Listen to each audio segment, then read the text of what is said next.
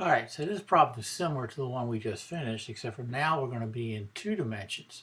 So again, we'll follow the same steps we did a moment ago, in that we'll draw our two forces and then we will add them together.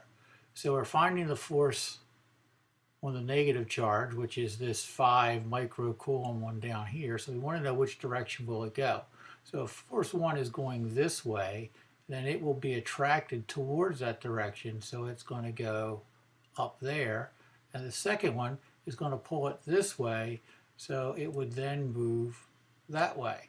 So here we are with our two forces and our resultant force, which when we draw it, we'll draw that one in a light color, will be, a light color will be that. So let's label and then we can get to work.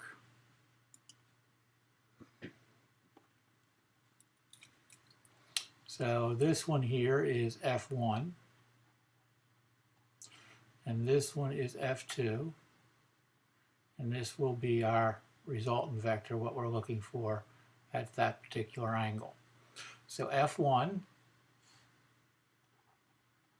using Coulomb's law again, K Q1 Q2 over R squared will equal 9 times 10 to the 9th. That's our value for K. It's a constant. 4 times 10 to the minus 6 times 5 times 10 to the minus 6 divided by the distance of separation, which is 0.25 squared. So we solve this and we get F1 will equal 2.88 newtons. And we'll do the same thing for F2.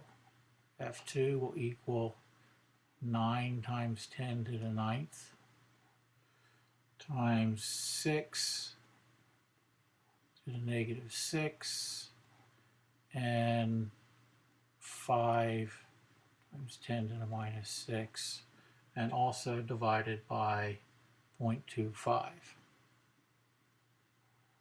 squared. And this value, F2, will come out to be 4.32 newtons. Now, in order to find the resultant here, the resultant is the hypotenuse. So to find the result, we have to use the Pythagorean theorem. So we will have F1 squared plus F2 squared, and then take the square root of that number. So F1 squared will be 2.88 squared plus F2, 4.32 squared, and then take the square root of that sum.